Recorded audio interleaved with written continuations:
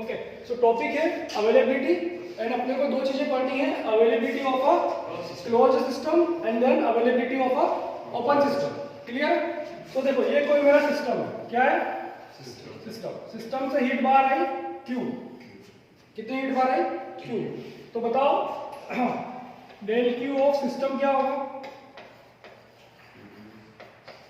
System से heat क्या आ रही है? बाहर आ रही है, इसलिए क्या होगा? माइनस में Q। और सराउंडिंग में क्या हो रहा है? डेल Q ऑफ सराउंडिंग, तो सराउंडिंग में हीट ऐड हो रही है, इसलिए del Q to the system क्या होगा? प्लस। ओके, इन दोनों से क्या लिख सकते हैं? Del Q system is equal to minus del Q surrounding. कोई प्रॉब्लम?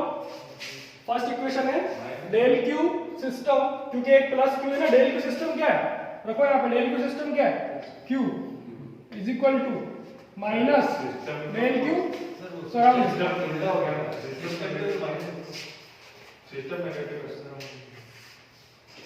नहीं, सही है, एक दूसरे के ऑपोजिट है ना। सिस्टम से हीट निकल रही है तो इसको, अरे यार कैसी बातें करते हो यार। आपने साइड ओके, सो फाइनली हमारे पास इक्वेशन है कि डेल Q सिस्टम किसके बराबर है? Minus del Q surrounding. Del Q surrounding कितना है? माइनस Q, उसको एक माइनस देंगे तो क्या बन जाएगा? Plus del Q system is equal to minus del Q surrounding. अब देखो ds यूनिवर्स लिखा हूं, क्या लिख रहा हूं? ds यूनिवर्स क्या होता है? हमेशा ग्रेटर देन इक्वल टू 0। क्या होता है? Greater than equal to 0। मैं ग्रेटर देन साइन को नहीं ले रहा हूं, मैं किसको ले रहा हूं? Is equal to sign. किसको ले रहा हूं?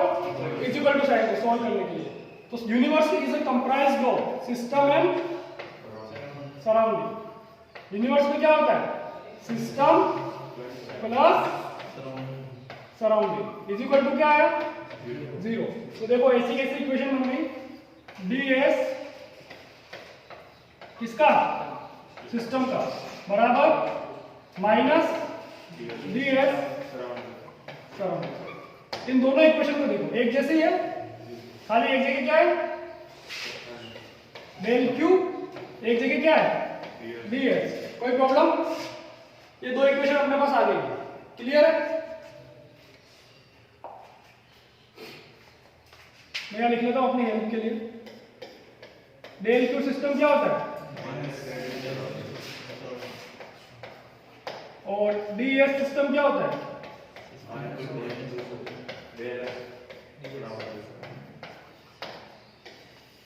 क्लियर है?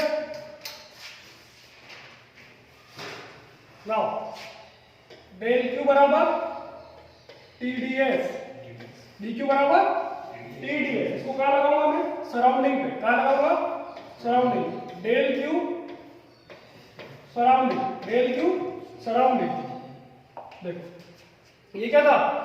सिस्टम, और इससे बाहर क्या है? सराउंडिंग। सिस्टम से बाहर क्या है? सराउंडिंग। मैंने क्लास में बताया था सराउंडिंग की कंडीशन किससे बताएंगे? नोट्स। डेड स्टेट में, डेड स्टेट या फिर सराउंडिंग या फिर एटमॉस्फेयर, उनकी कंडीशन किससे बताएंगे? T notes. तो टेम्परेचर कितना बनेगा सराउंडिंग का? T note. ds क्या बनेगा? अरे सराउंडिंग के लिए लिख रहा हूं ना, del Q surrounding, ds surrounding, T naught. ठीक है?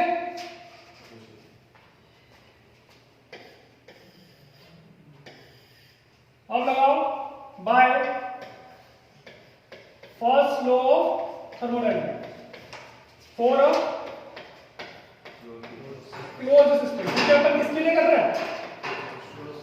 अपन किसके लिए एनालिसिस कर रहे हैं? क्लोज सिस्टम के लिए। तो first law of thermodynamics for close system क्या होता है? डेल Q बराबर du प्लस डेल W। ये किसके आएगी? किसके लिए आएगी? ये क्लोज सिस्टम, मतलब ये सब किसके लिए है? सिस्टम के लिए। सिस्टम के लिए। किसके लिए? सिस्टम के लिए। क्लियर है? कोई दिक्कत? ठीक। यहां से मैं डेल W सिस्टम की वैल्यू लिखूं तो क्या आएगी?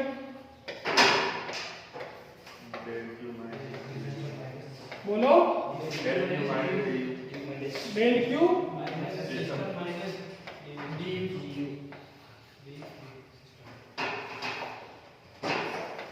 D you. यहां से अगर मैं डेल क्यू सिस्टम की वैल्यू लिखूं तो क्या आएगी, वहां से देख के बताओ।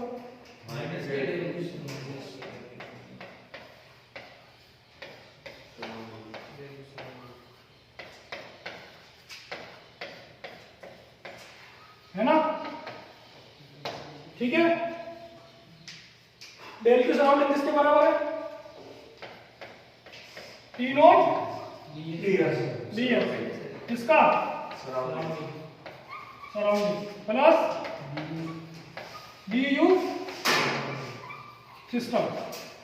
देखो ध्यान दो, पहले डेल क्यू सिस्टम की वैल्यू रखी, क्या आएगी,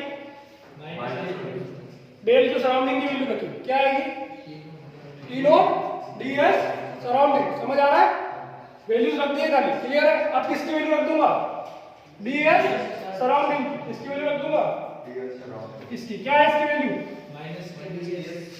हाँ डी एस सराउंडिंग की माइनस डी एस सिस्टम। यहाँ पे एक माइनस है ना, माइनस माइनस क्या हो जाएगा, प्लस, तो क्या बनेगा ये T not,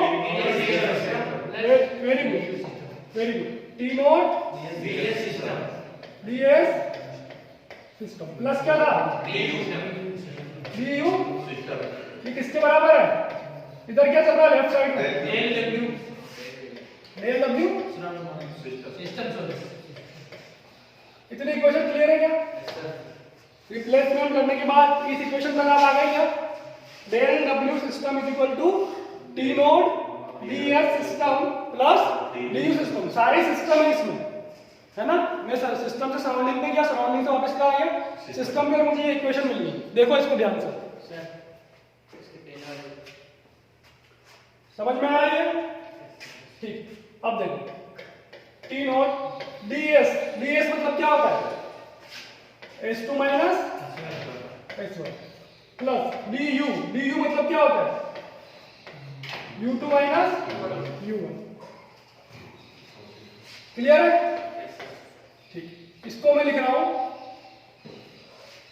del W system, T naught S two minus S one plus U two minus U one. देखो इसको रीअरेंज कर रहा हूं, इसको लिख रहा हूं U one minus U two, क्या लिख रहा हूं U one minus U two minus T naught S one minus S two. लिख सकता हूं क्या, लिख सकता हूं, ठीक है। यहां पे माइनस था क्या, प्लस हो जाएगा, नहीं ये वाला ये माइनस नहीं था सर, यहाँ पे माइनस भी रहेगा, मतलब ये प्लस कैसे लिख दिया, ये माइनस है ना, ये क्या है माइनस, ये आगे वाला ये क्या है माइनस, तो ये क्या है माइनस है, ये क्या है माइनस, ये क्या है माइनस। अभी क्लियर है, तो देखो ये क्या बन जाएगा, अंदर जाएगा तो u1 minus u2 minus T not, इसको माइनस लिखा है तो ये क्या बन जाएगा, s2 माइनस s1 क्या बन जाएगा, s1 माइनस s2। क्लियर है। अब देखो ये जो वर्क कर रहा है सिस्टम, इसी को मैं क्या बोल रहा हूं, वर्क मैक्सिमम, क्या बोल रहा हूं, और वर्क मैक्सिमम का मेरे पास ऐसा कुछ फॉर्मूला आ रहा है, u1 minus u2 minus T not s1 minus s2, ठीक है। सो इसी फॉर्मूले को मैं एक बार लिख रहा हूं, मेरे साथ बोलना, वर्क मैक्सिमम बराबर किसका है, u1 माइनस हाँ बोलो, u1 minus u2 minus t not s1 minus s2। ये आया था प्रीवियस स्लाइड में। अब देखो जब भी दो टाइप के सिस्टम होते हैं, एक क्या होता है क्लोज्ड सिस्टम और एक क्या होता है ओपन सिस्टम। ओपन सिस्टम क्या होता है, फ्लो प्रोसेस जो अपन ने पढ़ी थी, मतलब जिसमें एटमॉस्फेरिक रेजिस्टेंस नहीं होता है, जिसमें क्या होता है एटमॉस्फेरिक रेजिस्टेंस नहीं होता है, और जिसमें एटमॉस्फेरिक रेजिस्टेंस होता है वो कौन सा सिस्टम होता है, क्लोज्ड सिस्टम। तो जब भी क्लोज्ड सिस्टम में कोई प्रोसेस होगी, ये क्या निकला है मैक्सिमम वर्क, क्या निकला है मैक्सिमम वर्क। तो मैंने जो प्रोसेस है वो क्या मान ली है, रिवर्सिबल। क्या मानी है, रिवर्सिबल। मैंने माना है कि प्रोसेस क्या हो रही है, रिवर्सिबल हो रही है, इसलिए जो मेरा वर्क है वो क्या है मैक्सिमम। मुझे ये इक्वेशन मिल गई। कोई प्रॉब्लम नहीं है। अब देखो ये कैसा है, क्लोज्ड सिस्टम है। कैसा है, क्लोज्ड सिस्टम है। क्लोज्ड सिस्टम में क्या होता है, we have to overcome the atmospheric resistance, atmospheric pressure, उसको ओवरकम करना पड़ेगा। ओपन सिस्टम में तो क्या होता है, फ्लो प्रोसेस होती है, सिस्टम के अंदर से फ्लो हो जाता है सिस्टम से सराउंडिंग में, लेकिन यहाँ ऐसा नहीं होता। यहाँ पहले एटमॉस्फेरिक रेजिस्टेंस को ओवरकम करना पड़ता है। क्या करना पड़ता है, ओवरकम करना पड़ता है। दो टाइप के वर्क होंगे, एक तो क्या होगा, मैक्सिमम वर्क। क्या होगा, मैक्सिमम वर्क। एक होगा वर्क मैक्सिमम, लेकिन उसमें भी क्या आएगा, यूजफुल। ये दो टर्म समझो।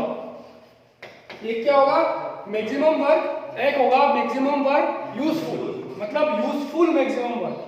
तो हमारा काम का कितना है, देखो जो वर्क मैक्सिमम है ना, उसमें से जो वर्क आपको एटमॉस्फेरिक का करना पड़ रहा है वो घटा दो, तो हमारे पास क्या आ जाएगा, यूजफुल। हमारे काम का क्या होगा, जो रेजिस्टेंस है उसको ओवरकम कर देंगे, जो रेजिस्टेंस है उसको ओवरकम कर देंगे, ठीक है। तो अगर मैं इस मैक्सिमम वर्क में से एटमॉस्फेरिक वर्क माइनस कर दूं तो क्या आ जाएगा मेरे पास, मैक्सिमम यूजफुल वर्क। तो दो फॉर्मूला निकल के आएंगे, एक तो ये फॉर्मूला क्लियर है। अब मैं क्या निकालने वाला हूँ, मैक्सिमम यूजफुल वर्क। इसके लिए मुझे क्या चाहिए, एटमॉस्फेरिक वर्क। तो देखो कितना आसान है, U1 minus U2 minus T not S1 minus S2 minus मुझे क्या लिखना है, एटमॉस्फेरिक वर्क। क्या लिखना है, एटमॉस्फेरिक वर्क। एटमॉस्फेरिक वर्क क्या होता है, it is nothing but PV। क्या होता है, PV। तो P not V2 minus V1। Pressure बाहर आ गया और एटमॉस्फेयर लिख रहे हैं ना, तो प्रेशर किसका लिखेंगे, एटमॉस्फेयर। जैसे टेम्परेचर किसका लिखा था, T नॉट, वैसे प्रेशर क्या लिखूंगा, P not V2 minus V1। जितना वॉल्यूम में चेंज हो रहा है, कांस्टेंट प्रेशर वाला जो याद है आपको, वर्क का फॉर्मूला वो लगा दिया मैंने, P not V2 minus P not V1, क्योंकि वर्क बराबर क्या होता है, PV, वर्क बराबर PV। P not V2 minus P not V1 क्या आ जाएगा, एटमॉस्फेयर का वर्क। अब इसको रीअरेंज करते हैं। अब क्या करेंगे, इसको रीअरेंज, तो ये ऐसा बनेगा U1 minus T not S1, U1 minus T not S1 plus P not V1। देखो U1 minus T not S1, ये माइनस अंदर जाएगा तो प्लस P नॉट V1 बन गया। Minus U2 minus T not S2 plus P not V2। ध्यान देना, मैंने माइनस बाहर निकाला है। देखो ये क्या था, माइनस U2, मैंने माइनस बाहर लिखा इसलिए प्लस हो गया, ठीक है। T नॉट S2 का में प्लस में, लेकिन यहाँ का में आएगा, सही है, माइनस T नॉट S2, और ये का में आएगा प्लस, क्योंकि ये इधर जाएगा तो का में आएगा माइनस में, तो ये देखो माइनस में T नॉट V2। तो मैंने माइनस बाहर ले लिया इसलिए साइन सही हो गया, है ना। तो देखो ये टर्म किससे दिख रही है, क्या, U minus T not S plus P not V, U minus T not S plus P not V। इसको बोलते हैं phi1, इसको बोलते हैं phi2। इसको क्या बोलते हैं, वर्क मैक्सिमम यूजफुल। ये क्या हो गया, phi1 माइनस phi2 है। अब हमें क्या ध्यान रखना है कि phi क्या है, हमें क्या ध्यान रखना है, phi क्या है। phi क्या होता है, U minus T not S plus P not V। ये इतना इजी है, ये इतना इजी है। U minus T not S plus P not V, clear है। U minus T not S plus P not V। अगर मुझे निकालना होगा phi1 माइनस phi2, क्या निकालना होगा, phi1 माइनस phi2, वो क्या बनेगा,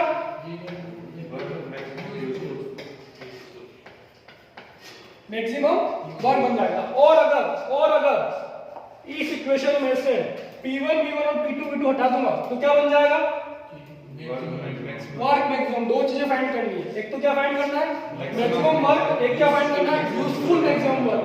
तो इस इक्वेशन को ध्यान रख लो, इस इक्वेशन को ध्यान रख लो। इसको कैसे ध्यान रखोगे, फाई ध्यान रखो। क्या ध्यान रख लो, phi. U minus T not S plus P not V, U minus T not S plus P not V। phi1 में से phi2 माइनस कर दोगे तो क्या मिल जाएगा, मैक्सिमम यूजफुल वर्क। उसमें से PV वाले टर्म हटा देना, उसको मत देखना, तो क्या मिल जाएगा, मैक्सिमम वर्क। क्या मिल जाएगा, मैक्सिमम। क्लियर है।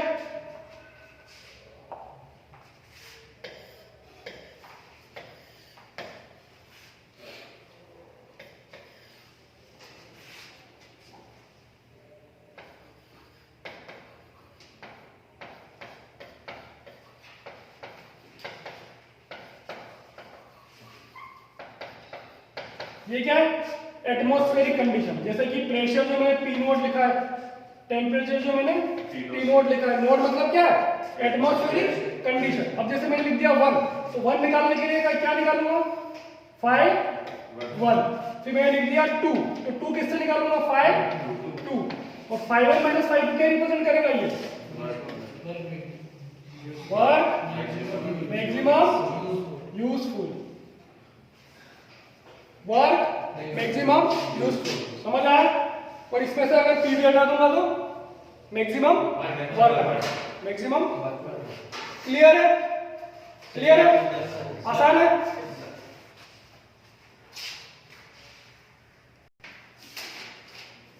तो यहाँ पे जो 5 आ रहा है हमारे पास, क्या आ रहा है? 5 is called availability function. 5 is called availability function. 5 is called availability function, and for closed system 5 is equal to बोलो, it is for closed system. It is for closed system. U minus T naught S plus P naught. Clear? Next.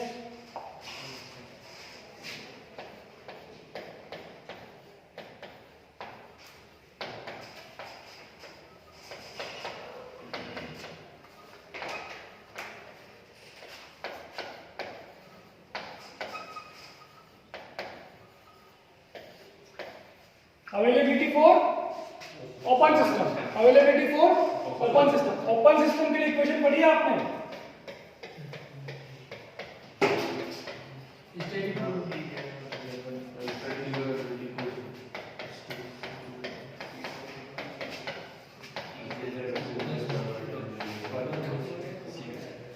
Work done, control value, kinetic energy और potential energy के change को मैंने neglect कर दिया।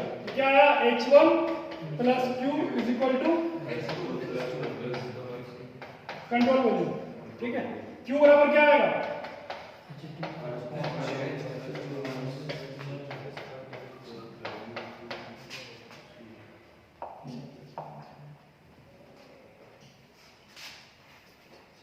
Clear है? Yes, sir.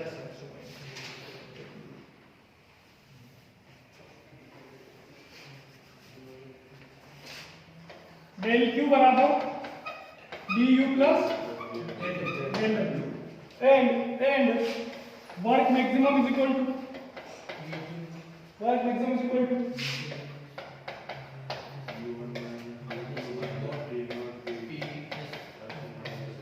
Maximum. Useful नहीं बेटा, useful नहीं, मैक्सिमम वर्क। क्या लिखा हूं? Maximum work. किसके लिए? Close system. ये वाला ब्रैकेट वाला किसके लिए? क्लोज सिस्टम के लिए। इसके बाहर किसके लिए? ओपन सिस्टम के लिए। ये इक्वेशन किसके लिए? Close system. ये इक्वेशन किसके लिए? ओपन सिस्टम के लिए। Q की जगह Q, W की जगह W, du की जगह क्या लिख रहा है? dh। H2 minus H1. du की जगह क्या लिख रहा है? dh। du की जगह क्या लिख रहा है? dh। W की जगह W, बाकी सब वहीं पे। U की जगह क्या लिखेगा? H। U की जगह क्या लिखेगा? मतलब work maximum is equal to, बोलो,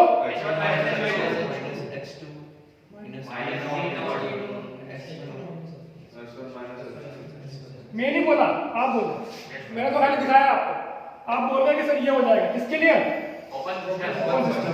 चलो लिख लेते हैं इसको। Work maximum is equal to, बोलो,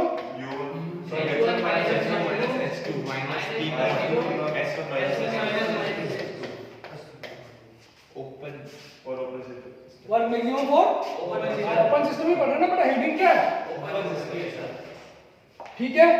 अब देखो, मैंने बताया आपको ओपन सिस्टम में कोई रेजिस्टेंस ओवरकम नहीं करना पड़ता। तो ये क्या है? Work maximum. और यही किसके बराबर होगा?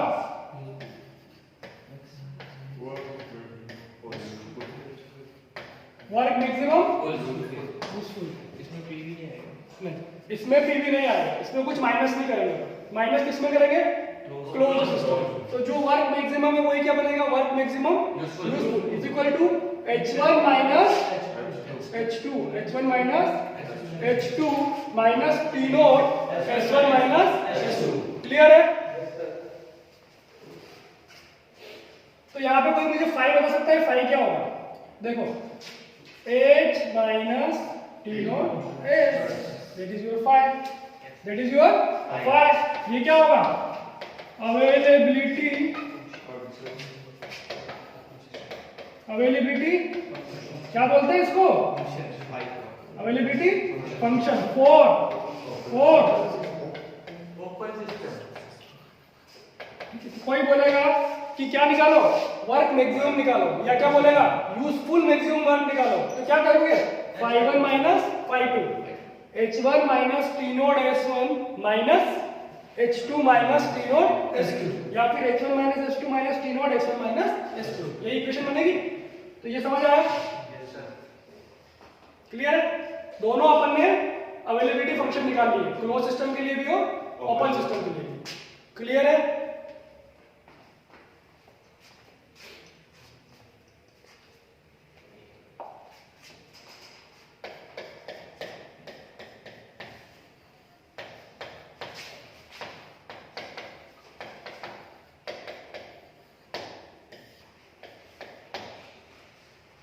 अगली एक टर्म है irreversibility.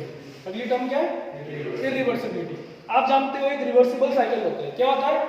Reversible cycle. Reversible cycle में मैक्सिमम वर्क मिलता है। क्या मिलता है? मैक्सिमम। इरिवर्सिबल साइकिल में फ्रिक्शन आ जाता है, लॉसेस आ जाते हैं, वर्क की वैल्यू कम हो जाती है, एफिशिएंसी की वैल्यू कम हो जाती है। किसमें? Irreversible cycle. मुझे क्या डिफाइन करना है? इरिवर्सिबिलिटी। मुझे क्या डिफाइन करना है? इरिवर्सिबिलिटी। इरिवर्सिबिलिटी किसमें आएगी?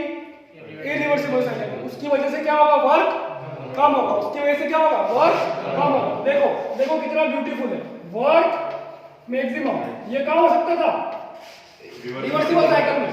Minus work actual. एक्चुअल मतलब जो हुआ है। मैं 100 किलो जूल वर्क कर सकता था, कितना कर पाया? 80। 20 टाइम में लॉस हो गया इरिवर्सिबिलिटी में। 20 टाइम में लॉस हो गया इरिवर्सिबिलिटी। तो that is your irreversibility. Work maximum 100 कर सकता था, करा कितना? 80। कितना किया? 80, क्योंकि 20 लॉस हो गया। कहाँ लॉस हुआ? इरिवर्सिबिलिटी में। इसलिए इरिवर्सिबिलिटी कैसे डिफाइन करें? Maximum work minus actual work. कि मैक्सिमम तो आपने क्या सोचा, मतलब रिवर्सिबल का, और एक्चुअल आपने कितना किया, that is called irreversibility. Clear?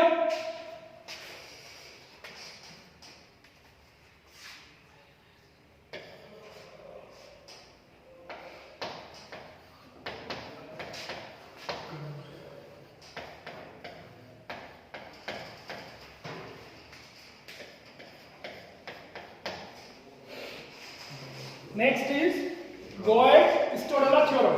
Irreversibility की जब स्टडी कर रहे हैं तो गोएट-स्टोडला ने अपनी एक थ्योरम दी, उसका नाम दिया गोएट-स्टोडला थ्योरम। उसने क्या बोला कि इरिवर्सिबिलिटी, आई मतलब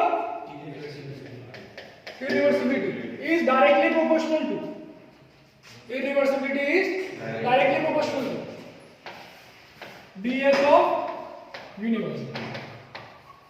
ये मैं नहीं बोल रहा, ये थ्योरम बोल रही है। Irreversibility is directly proportional to ds of universe. तो I is equal to T naught ds of universe. जब प्रोपोर्शनलिटी का साइन हटता है तो कांस्टेंट क्या आता है? Atmospheric temperature T naught. ये किसने दी अपनी theorem? I naught is equal to T naught ds of universe. Clear है? क्लियर है? थ्योरम है irreversibility is directly proportional to ds of universe. Sign हटेगा तो क्या आएगा? T not. साइन हटेगा तो क्या आएगा? T not. क्लियर?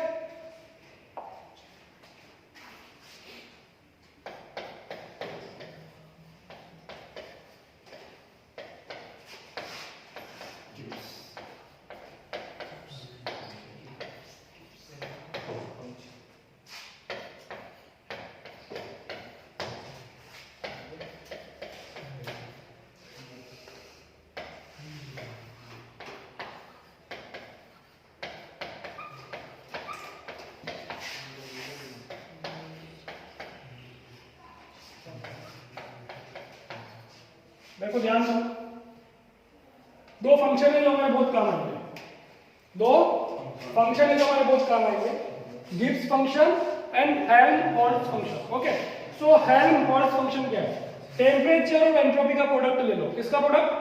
टेम्परेचर और एंट्रोपी का प्रोडक्ट। उसको माइनस कर दो इंटरनल एनर्जी से, उसको माइनस कर दो इंटरनल एनर्जी। एक फंक्शन बन के आएगा H, क्या नाम है? Helmholtz function. क्लियर है? फिर से टेम्परेचर और एंट्रोपी का प्रोडक्ट ले लो, टेम्परेचर और एंट्रोपी का प्रोडक्ट ले लो। पहले किससे माइनस किया था? U से।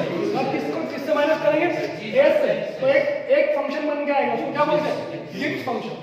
क्या बोलते हैं? G is equal to H minus Ts, H is equal to U minus Ts। Clear है?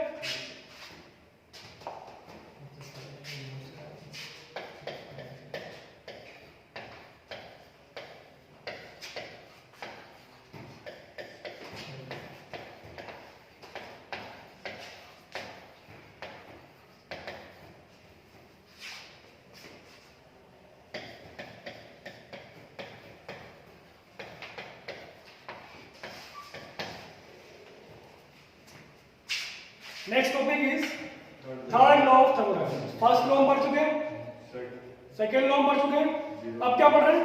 Third law. जब हमने एंट्रोपी को समझ लिया है तो अब हम क्या पढ़ रहे हैं? Third law of engineering thermodynamics. नॉल्स लॉ भी बोलते हैं इसको, है ना? नॉल्स लॉ भी बोलते हैं इसको। थर्ड लॉ ऑफ थर्मोडायनामिक्स ये क्या बोलता है कि at absolute zero temperature, at absolute zero मतलब zero kelvin, at absolute zero temperature, zero kelvin temperature, your entropy will become zero. Entropy क्या हो जाएगी? जीरो। जीरो केल्विन पे एंट्रोपी क्या हो जाएगी? जीरो। लेकिन एक कंडीशन है, बट जिसकी आप एंट्रोपी की बात कर रहे हो ना, वो किस में आ जाना चाहिए? इक्विलिब्रियम में आ जाना चाहिए एटमॉस्फेयर के साथ।